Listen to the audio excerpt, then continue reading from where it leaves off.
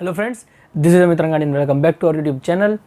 ધોરણ 12ના સિલેબસને આગળ વધારતા આજે આપણે એનો એક ઇમ્પોર્ટન્ટ ટોપિક કે જેના ઉપર આપણું આખું ચેપ્ટર બેઝ છે એને કહેવાય પ્રક્રિયા વેગ. આપણા ચેપ્ટરનું નામ છે રાસાયણિક ગતિકી. તો રાસાયણિક ગતિકીમાં આપણે ગયા લેક્ચરમાં ભણ્યા હતા. શું ભણ્યા હતા? કે ભાઈ રાસાયણિક ગતિકીને સમજવા માટે તમને ખબર હોવી જોઈએ પ્રક્રિયા વેગ વિશે. શું ખબર હોવી જોઈએ? પ્રક્રિયા વેગ. તો ટાઈમ વેસ્ટ કર્યા વગર શરૂ કરીએ. આજનો આપણો લેક્ચર 2 પાર્ટમાં બનશે. 2 પાર્ટ એટલે પહેલું બોર્ડ વર્ક અને બીજું બોર્ડ વર્ક. 2 બોર્ડ વર્કમાં આપણો ચેપ્ટર ટોપિક પૂરો થશે. બરાબર?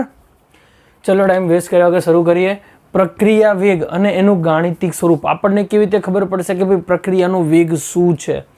તો એના પહેલાં આપણે એની વ્યાખ્યા સમજીએ અને વ્યાખ્યા પછી આપણે આગળ વધીશું. તો વ્યાખ્યા લખવા માટે જુઓ, પ્રક્રિયાનો વેગ કોને કહેવાય? તો એના પહેલાં આપણને એ ખબર હોવી જોઈએ કે પ્રક્રિયા ક્યારે થાય, અથવા તો પ્રક્રિયા થાય તો એને કેવી રીતે દર્શાવવામાં આવે છે, અથવા તો કઈ ઘટના થાય તો રાસાયણિક પ્રક્રિયા થઈ એવું કહેવાય. ઘણા બધા પ્રશ્નોના દ્વારા ઉત્પન્ન થાય છે. તો સમજો, સૌપ્રથમ જ્યારે આપણે પ્રક્રિયા કરવી હોય તો પહેલાં તો આપણી પાસે હોવું જોઈએ પ્રક્રિયક. શું હોવું જોઈએ? પ્રક્રિયક. એ ચાહે 2 હોય 3 હોય, ટૂંકમાં 1 કરતાં વધુ હોવા જોઈએ, કાં તો 2 કે 2 થી વધુ પ્રક્રિયકો હોય તો જ નિપજ બને ને તો જ રાસાયણિક પ્રક્રિયા થાય. ક્લિયર? હવે રાસાયણિક પ્રક્રિયા દરમિયાન શું થાય? તો શરૂઆતમાં આપણે જ્યારે કોઈ પ્રક્રિયા કરાવતા હોઈએ ત્યારે શરૂઆતમાં પ્રક્રિયકો વધુ હોય અને નિપજ ઓછી હોય, એટલે નિપજ 0 હોય એવું જ કહી શકો તમે. અને જેમ જેમ પ્રક્રિયા આગળ વધે એમ નિપજનું પ્રમાણ વધતું જાય અને પ્રક્રિયકનું પ્રમાણ ઘટતું જાય છે. ફોર એક્ઝામ્પલ, આ હાથના એક્ઝામ્પલ દ્વારા સમજો તો જુઓ, શરૂઆતમાં આપણે પ્રક્રિયકો વધારે લીધા છે, નિપજ બહુ જ ઓછા છે. જેમ જેમ પ્રક્રિયા થશે એટલે પ્રક્રિયકો ઘટશે અને નિપજ વધશે. બરાબર? એટલે એક સાથે પ્રક્રિયા થાય, જેમ જેમ પ્રક્રિયકો ઘટે તેમ તેમ નિપજ વધે. જેમ જેમ પ્રક્રિયક ઘટે એમ નિપજ વધે. આ પ્રક્રિયકનો હાથ છે અને નિપજ બાજુ છે. તો શરૂઆતમાં પ્રક્રિયક વધુ છે એટલે વધુ પ્રમાણ લખ્યું છે, એટલે વધુ પ્રમાણ લીધું છે. અને નિપજનું પ્રમાણ ઓછું હોય તો જેમ જેમ પ્રક્રિયકો ઘટે એમ એમ નિપજ વધે. બરાબર? તો આના આધારે આપણે એની વ્યાખ્યા ભણીશું કે રાસાયણિક પ્રક્રિયા દરમિયાન રાસાયણિક પ્રક્રિયા દરમિયાન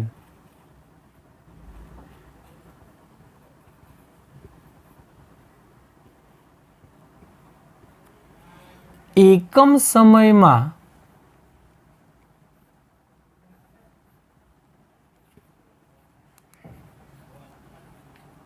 રાસાયણિક પ્રક્રિયા દરમિયાન એકમ સમયમાં 2 ઘટનાઓ બને. એકમ સમય એટલે એક વસ્તુ વિચારો ને, કાં તો 1 સેકન્ડમાં થાય, 1 મિનિટમાં થાય, 1 કલાકમાં થાય, 1 દિવસમાં થાય. બરાબર? પણ ટૂંકમાં આપણે નાના હતા ત્યારે શીખ્યા કે ભાઈ જ્યારે છેદમાં એકમ હોય ત્યારે આપણે શું લખીએ? એકમ સમય. છેદમાં સમય હોય ત્યારે શું લખીએ? એકમ સમય. બરાબર? એટલે અહીંયા શબ્દ લખ્યો છે એકમ સમયમાં 2 ઘટનાઓ બનશે. રાસાયણિક પ્રક્રિયા દરમિયાન કઈ કઈ ઘટનાઓ બની હતી ભાઈ? હમણાં જ આપણે શીખવાડ્યું. કાં તો પ્રક્રિયકનો જથ્થો ઘટે, કાં તો નિપજનો જથ્થો વધે. એટલે બંને એક સાથે થાય પણ વ્યાખ્યામાં બંને અલગ અલગ લખવાનું. તો રાસાયણિક પ્રક્રિયા દરમિયાન એકમ સમયમાં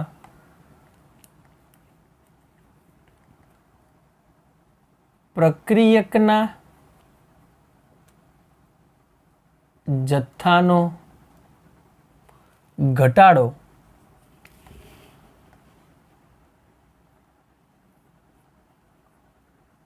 અથવા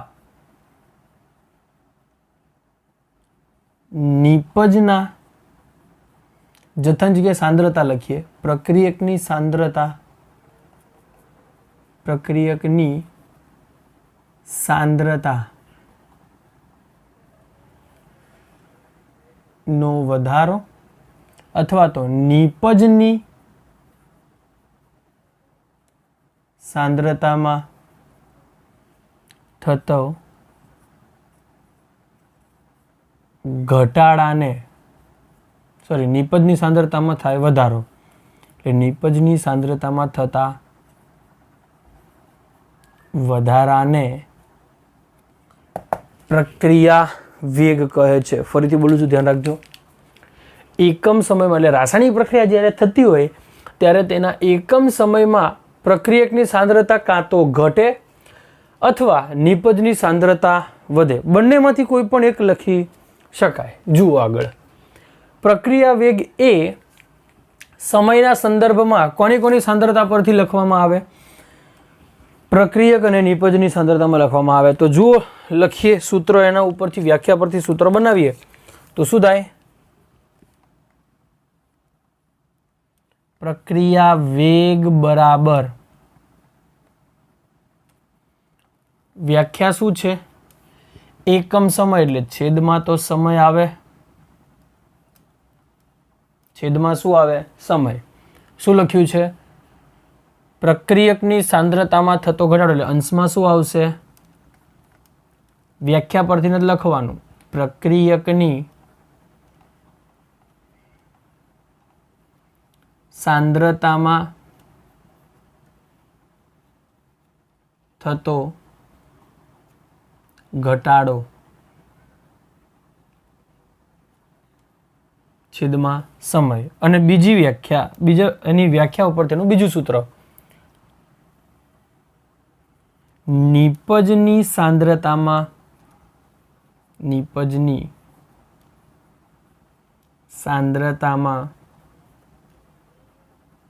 થતો શું થાય? નિપજની સાંદ્રતામાં વધારો થાય છે એટલે નિપજની સાંદ્રતામાં થતો વધારો.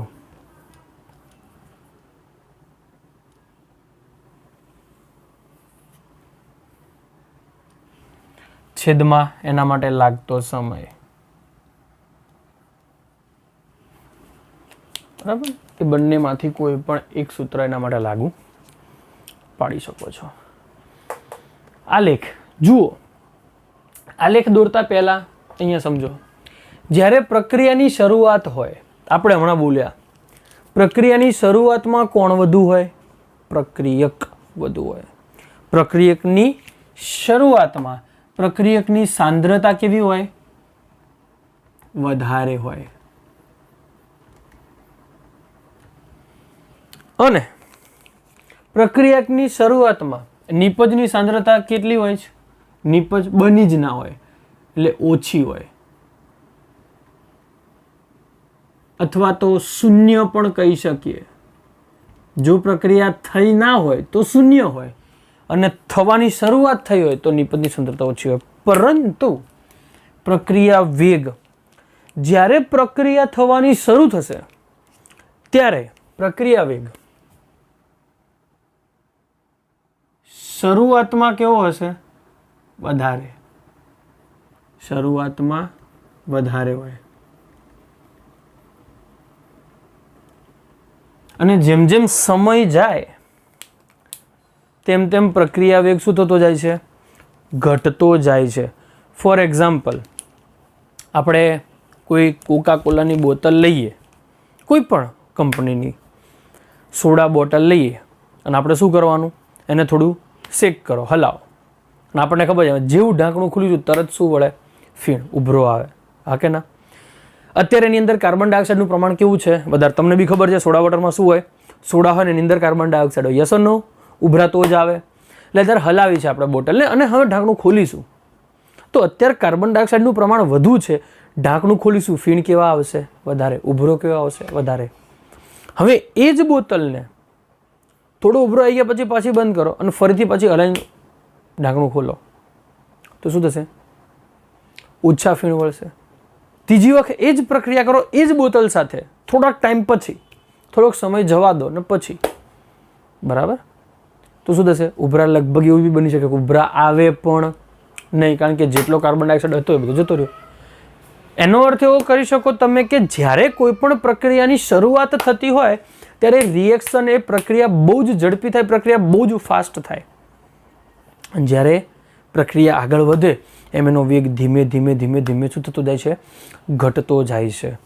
તો જુઓ તમે, સમગ્ર પ્રક્રિયા દરમિયાન પ્રક્રિયા વેગ એક સરખો રહેતો નથી. શરૂઆતમાં પ્રક્રિયાનો વેગ બહુ જ વધારે હોય, એક્સ્ટ્રીમ હોય, બરાબર, કારણ કે પ્રક્રિયકો એકબીજાથી અલગ છે. અને જેવા પ્રક્રિયકો અડે, જેવા જ બે પ્રક્રિયકો એકબીજાના સંપર્કમાં આવે, તરત જ નિપજ બનવાનું શરૂ થઈ જાય, બરાબર. એટલે એ પ્રક્રિયા બહુ જ ફાસ્ટ થાય, રિએક્શન બહુ જ ઝડપી થાય છે. તો શરૂઆતમાં પ્રક્રિયા વેગ બહુ જ ઝડપી હોય તો પહેલો આલેખ અત્યારે જે દોરું છું એ પ્રક્રિયકનો છે. તો પ્રક્રિયકની સાંદ્રતા શરૂઆતમાં કેવી હશે ભાઈ? વધારે હોય.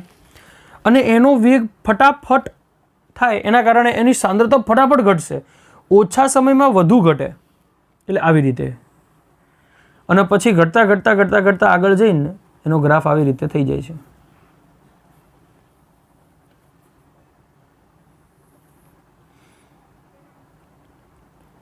પ્રક્રિયકને અંગ્રેજીમાં રિએક્ટર્સ કહેવાય, એટલે એને આર વડે દર્શાવીશું. પ્રક્રિયકને અંગ્રેજીમાં રિએક્ટર્સ કહેવાય, આર વડે દર્શાવશું. જેમ પ્રક્રિયક ઘટે એમ જ શૂન્યથી શરૂ થઈને નિપજ ફાસ્ટ વધે. શરૂઆતમાં શૂન્ય હોય પછી ફટાફટ વધે. અને એક સમય આવશે જ્યારે બંને પેરેલલ થઈ જાય, એટલે સંતુલન આવી જાય. પછી પ્રક્રિયકો ધીમા થઈ જાય અને પ્રક્રિયા વેગ પણ ઘટી જાય. તો પી એટલે પ્રોડક્ટ, નિપજને પ્રોડક્ટ કહેવાય, તો પ્રોડક્ટનો આલેખ. તો આ બંને એના આલેખો છે, બરાબર. તો શું બન્યું? પ્રક્રિયકમાંથી નિપજ બન્યું. એટલે આપણે ગાણિતિક સ્વરૂપ સાબિત કરવા માટે સમજજો. ધારો કે કોઈ પુરોગામી પ્રક્રિયા થાય, પ્રતિવર્તી પ્રક્રિયા થતી નથી, એટલે પુરોગામી પ્રક્રિયા થાય એટલે પ્રક્રિયકમાંથી હંમેશા ફક્ત નિપજ જ બનશે. નિપજમાંથી પ્રક્રિયક પાછું આવશે નહીં. તો આવા સમયે જોવા જઈએ તો અહીંયા આપણે બે સમય લઈ લઈએ. અહીંયા ધારો કે T1 લઈએ અને અહીંયા ધારો કે T2 લઈએ. તો શું થશે? તો અહીંયા લખવાનું, કારણ કે આપણે એકમ સમય છે, સમયમાં થતો ફેરફાર, સમયમાં ફેરફાર થાય તો સાથે સાથે પ્રક્રિયકની સાંદ્રતા અને નિપજની સાંદ્રતામાં પણ ફેરફાર થાય જ. એટલે લખવાનું T1 સમયે, એટલે પહેલા સમયે T1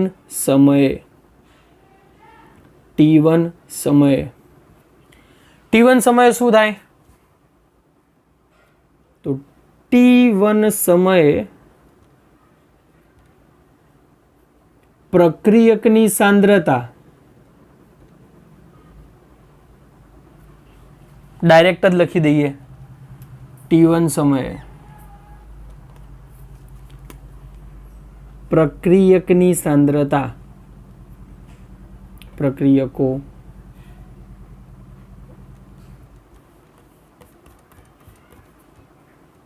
પ્રક્રિયકોની સાંદ્રતા. પ્રક્રિયકોની સાંદ્રતા R1 શું આવે? R1 reactors 1.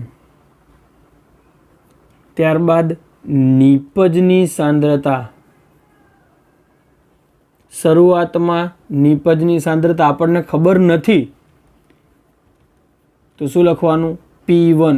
0 ના લખતા, બરાબર. એ તો 0 તો અહીંયા લખ્યું જ્યારે પ્રક્રિયા શરૂ ના થઈ હોય ત્યારે. પણ આ T1 તરીકે અહીંયા પણ હોઈ શકે, અહીંયા T1 ને અહીંયા T2 એવું પણ બની શકે. એટલે આપણે P1 અને R1 લખીશું. ત્યારબાદ થોડોક સમય જાય અને થોડાક સમય પછી T2 સમયે લેવામાં આવે. T2 સમયે, તો T2 સમયે પ્રક્રિયકોની સાંદ્રતા,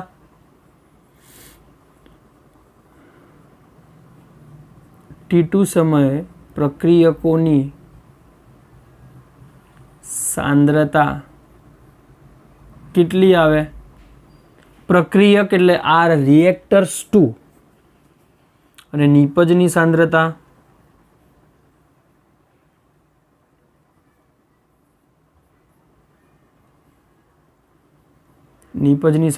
પ્રોડક્ટ 2, બરાબર. આવું આપણને મળે છે. અમે એકમ સમય એટલે સમયમાં થતો ફેરફાર જોઈ લઈએ. ડેલ્ટા ટી સમયમાં થતો ફેરફાર. ડેલ્ટા ટી એટલે શું લખાય? T2 - T1. શું લખાય? T2 minus T1. ત્યારબાદ ડેલ્ટા આર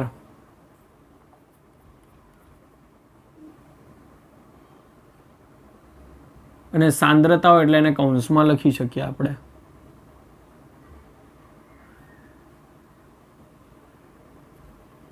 તો શું આવે? R2 માઇનસ R1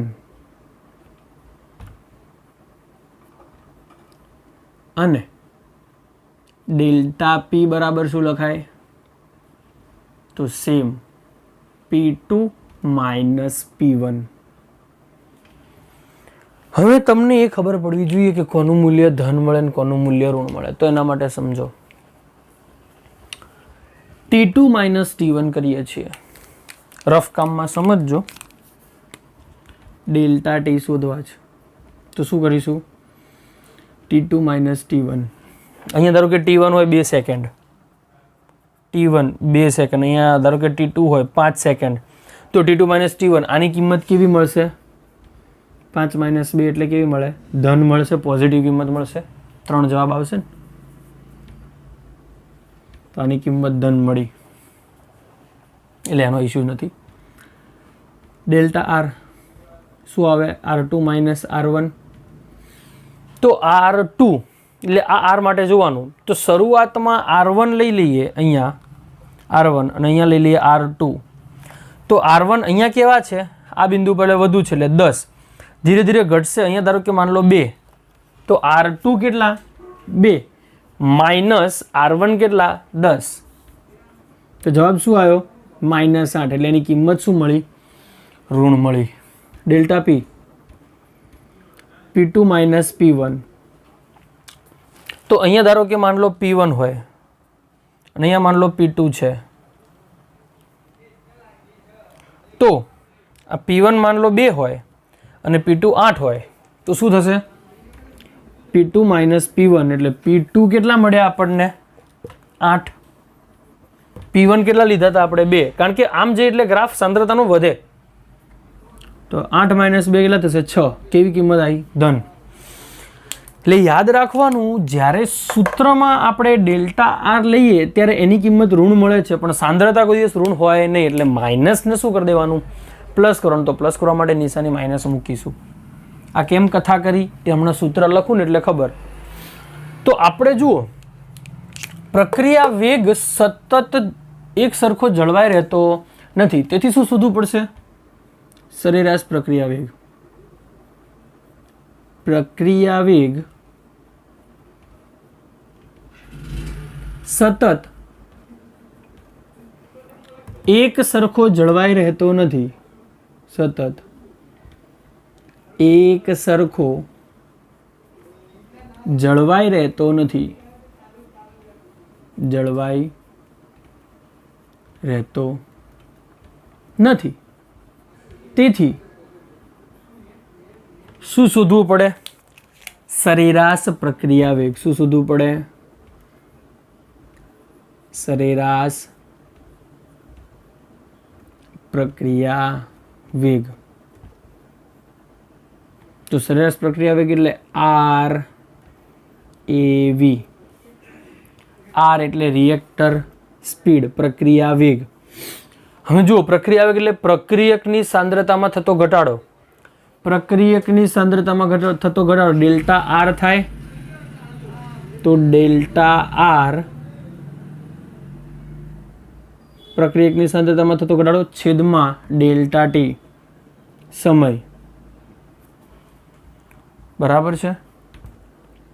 અને બીજું સૂત્ર શું હતું? નિપજની સાંદ્રતામાં થતો વધારો. તો નિપજની સાંદ્રતા એટલે ડેલ્ટા પી છેદમાં ડેલ્ટા ટી. પણ હમણાં આપણે ગણતરી કરાવડાવી પ્લસ માઇનસ માટેની. તો જુઓ, ડેલ્ટા આર એની કિંમત ઋણ મળે છે. તો માઇનસ સાંદ્રતા ચાલે નહીં, વેગ ચાલે નહીં, એટલે અહીંયા આગળ માઇનસ મૂકવાનું. અને આની કિંમત પ્લસ જ મળે છે તો આગળ પ્લસ મૂકવાનું. અહીંયા માઇનસ એટલા માટે મૂક્યું કે ફાઇનલ આન્સર આપણને જે મળશે એ ધન મળવો જોઈએ એટલા માટે.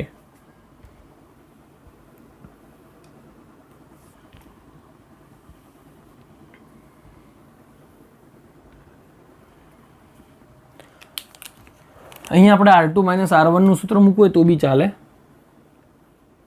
દાખલા ગણવા માટે આપણે એ જ સૂત્ર વાપરીશું. માઇનસ R2 માઇનસ R1 છેદમાં T2 માઇનસ T1 બરાબર પ્લસ કૌંસમાં P2 માઇનસ P1 છેદમાં T2 માઇનસ T1.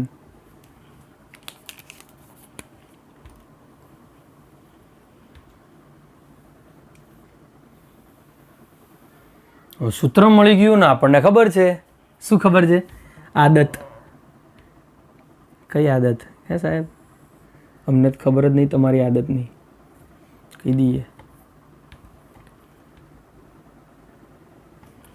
સૂત્ર મળે એટલે એકમ લખવાનું. બરાબર. એકમ કઈ રીતે શોધીશું આપણે? એના પરિમાણ ઉપરથી. એકમ કઈ રીતે શોધીશું આપણે? એના પરિમાણ ઉપરથી. આપણે સૂત્ર કઈ રીતે બનાવ્યું? ઉપર શું છે? સાંદ્રતા. નીચે શું છે? સમય. એટલે એનું પરિમાણ શું આવે છે? એકમ બનાવવા માટે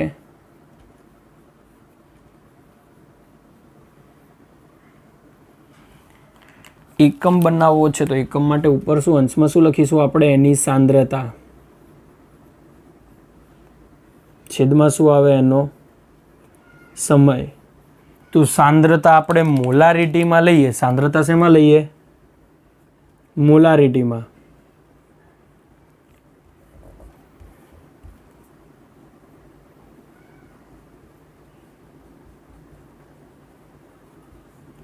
તો એનો એકમ બનશે મોલારિટી માટે મોલ પ્રતિ લિટર એટલે મોલ ઇન્ટુ પ્રતિ લિટર એટલે લિટર ઇન્વર્સ અને સેકન્ડ છે સમય એટલે સેકન્ડ તો સેકન્ડ ઇન્વર્સ. એનો એકમ શું બને? મોલારિટી માટે મોલ પ્રતિ લિટર તો મોલ પ્રતિ લિટર અને છેદમાં સમય એટલે સેકન્ડ ઇન્વર્સ. બરાબર. પણ જો વાતાવરણ માટે લખવામાં આવે કે ભાઈ જેનું દબાણ એક વાતાવરણ રાખવામાં આવે કે કોઈ અન્ય રાશિ મૂકવામાં આવે તો એનું વાતાવરણ માટે લેવામાં આવે તો શું આવશે? એટમોસ્ફિયર. સાંદ્રતાની જગ્યાએ શું લઈશું? Atmosphere ATM. એટમોસ્ફિયર ઇન્ટુ છેદમાં તો સમય રહેશે સેકન્ડ ઇન્વર્સ. તો આ બે એકમ લેવાના પણ આપણે મોટા ભાગે કયો લઈશું? મોલ પ્રતિ લિટર. જો રકમમાં આપણને દબાણ માટે આપે તો એટમોસ્ફિયર ATM લેવાનું. બરાબર. તો આટલો હજી આપણું પહેલો પોર્શન પૂરો થયો. હજી આપણે એકમ પછી આના જે આ ગ્રાફ મળે છે એ ગ્રાફના ઢાળ અને એ ઢાળ ઉપરથી કયા સમયનો વેગ કેટલો હોય એને કહેવાય ત્વરિત વેગ. એનું આપણે જોઈએ આ જ વિડીયો લેક્ચરમાં બીજા બોર્ડ વર્કમાં. જુઓ એ એકમ પૂરું થાય પછી ત્વરિત વેગ. હવે એવું ના લાગતા ત્વરિત વેગ અલગ ટોપિક છે, આ જ ટોપિકમાં આવશે. બરાબર. ત્વરિત વેગ એટલે શું? કે રાસાયણિક પ્રક્રિયા દરમિયાન જ્યારે રાસાયણિક પ્રક્રિયા થતી હોય ત્યારે કોઈ ચોક્કસ ટાઈમ પર કોઈ ચોક્કસ ટાઈમ એટલે કે ચોક્કસ સમય પર આપણને જે વેગ મળે એને શું કહેવાય? ત્વરિત વેગ. દાખલા તરીકે ધારો કે આપણે એક્ટિવા કે બાઇક લઈને જઈએ છીએ. બરાબર.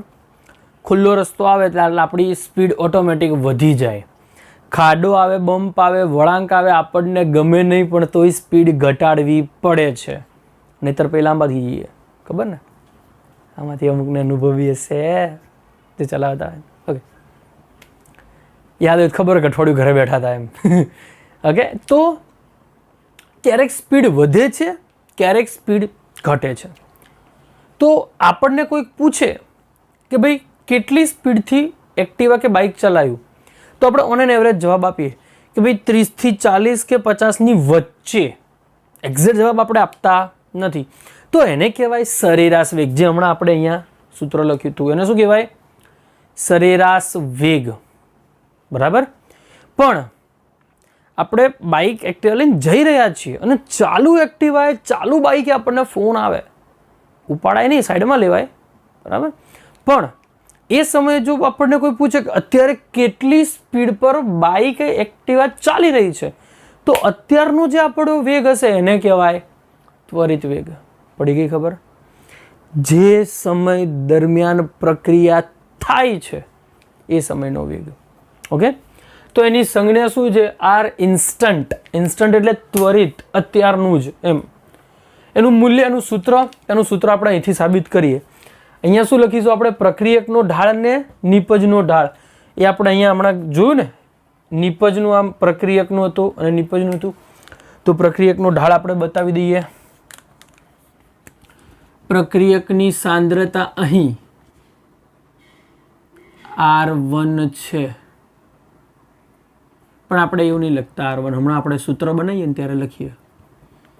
અહીંથી એની સાંદ્રતા ઝડપથી ઘટીને આવી થઈ ગઈ.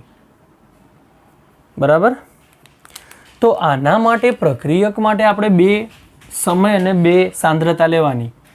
તો દાખલા તરીકે અહીં આ એક પોઈન્ટ લઈએ, આ એક બિંદુ લઈએ. તો અહીં અહીંયા જે સાંદ્રતા હશે એ શું હશે? R1.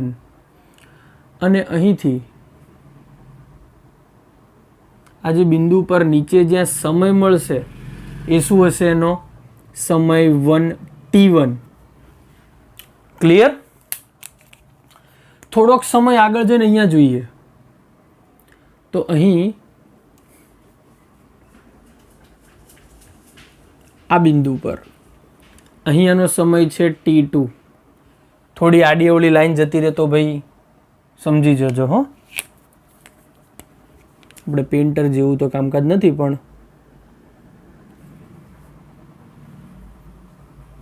તમે એટલા સ્માર્ટ છો જ. પછી અહીંયા આવશે R2.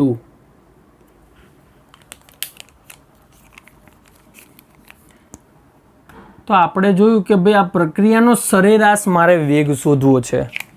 તો અહીં આટલા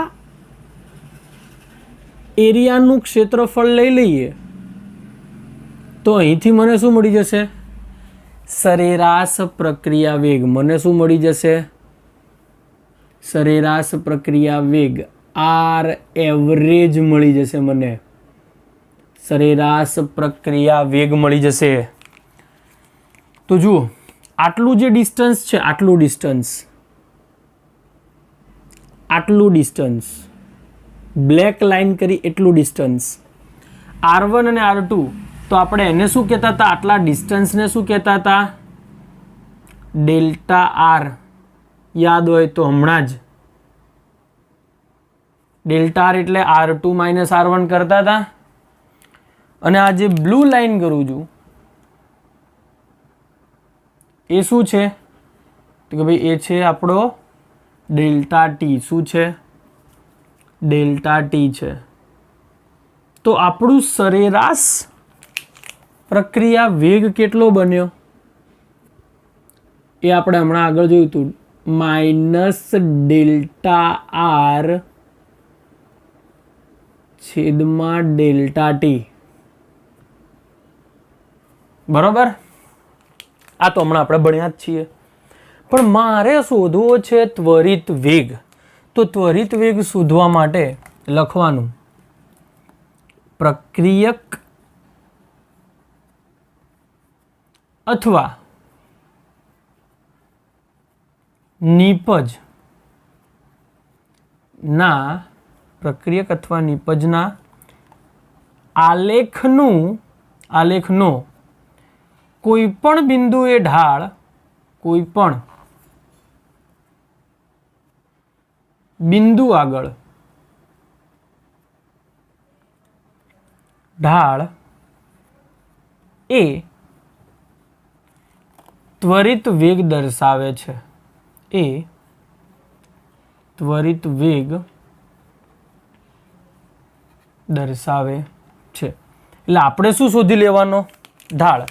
જો આપણને આલેખના ઢાળનું મૂલ્ય મળી જાય તો આપણે એનો ત્વરિત વેગ શોધી શકીએ છીએ.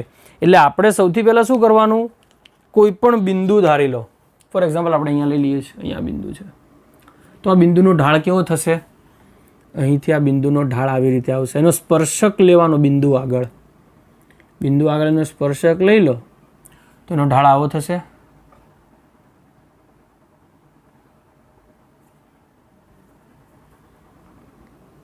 તો મારે આ બિંદુ પાસે મારે એનો શું શોધવો છે? ત્વરિત વેગ.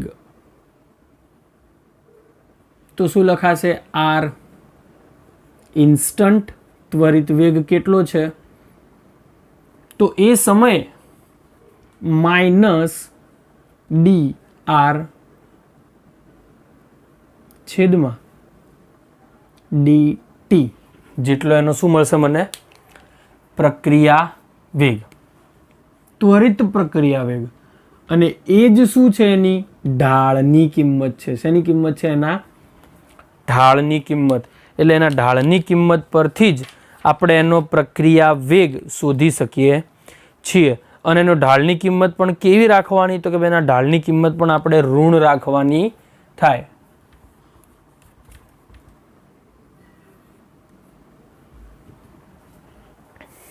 બરાબર.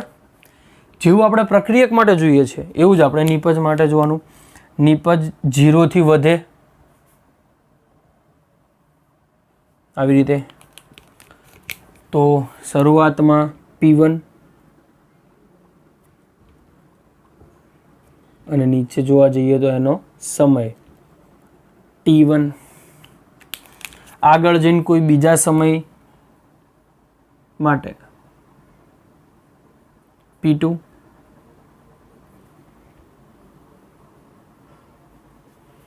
T2. તો એનો ગ્રાફ કેટલો મળે? આટલો એનો આલેખ મળે જેમ અહીંયા. તો પહેલાં આપણે શું શોધવાનું? ડેલ્ટા પી અને ડેલ્ટા ટી. તો ડેલ્ટા પી કેટલું આવશે? P2 minus P1. આટલું આપણને મળે છે ડેલ્ટા પી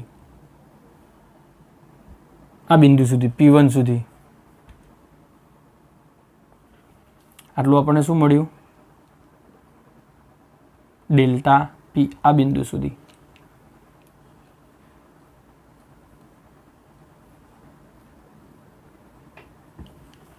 અને T2 માઇનસ T1 એટલે આટલું. આ શું છે? Delta T. તેનો આલેખની જગ્યા કેટલી રોકી? આટલી. તમે કોઈ પણ બિંદુએ લઈ શકો ભાઈ. તો આ જેટલું જગ્યા રોકે એ શું છે? એનું સરેરાશ વેગ કેટલો આવશે? ડેલ્ટા પી છેદમાં ડેલ્ટા ટી. એ તમને ખબર જ છે, હમણાં આપણે જોયું. પણ આ તો આપણે ઢાળ દ્વારા પણ દર્શાવવું પડે. હવે આપણે શોધવાનું છે ત્વરિત. તો કોઈ બિંદુ આગળ લઈ લઈએ. અહીંયા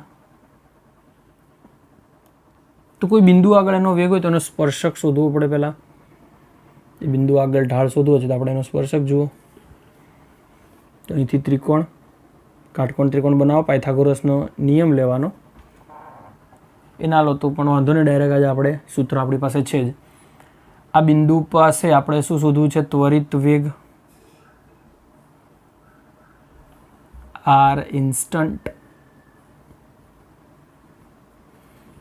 અહીંયા ડી આર હતું તો અહીંયા આવશે ડીપી. પણ અહીંયા માઇનસ નહીં લઈએ, છેદમાં ડીટી. અને એનો ઢાળ પણ કેવો આવશે? ધન ઢાળ મળે. તો આપણે આર ઇન્સ્ટન્ટનું અહીંયા સૂત્ર મૂકી દઈએ.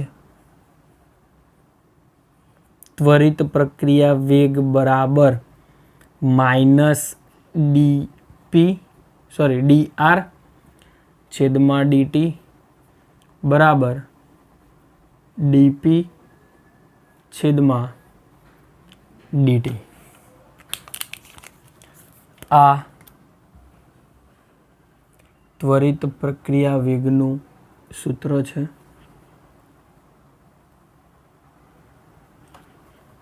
બરાબર. તો અહીંયા આટલું લખો એટલે તમારું રાસાયણિક પ્રક્રિયા વેગનું ગાણિતિક સ્વરૂપ આટલો ટોપિક અહીંયા પૂરો થાય. હવે આપણે પ્રક્રિયા વેગ ઉપરથી એના ઉપર અસર કરતા પરિબળો અને એના ઉપર અસર કરતા પરિબળો પછી પ્રક્રિયા વેગ શૂન્ય ક્રમ, પ્રથમ ક્રમ આપણે નેક્સ્ટ લેક્ચરોમાં અભ્યાસ કરીશું. ત્યાં સુધી વિડીયો જોતા રહો, લાઈક કરતા રહો મજા આવે તો, અને તમારા ભાઈબંધોને બહેનપણીઓ જે બી ફ્રેન્ડ્સ હોય કહી દેજો કે ભાઈ ચોથું ચેપ્ટર સ્ટાર્ટ થઈ ગયું છે. જો આપણો બીજો લેક્ચર છે, હવે વિડીયો અપલોડ થતા રહેશે, ચેપ્ટર પૂરું કરવાનું છે. બરાબર છે? મળીએ આપણે નેક્સ્ટ લેક્ચરમાં.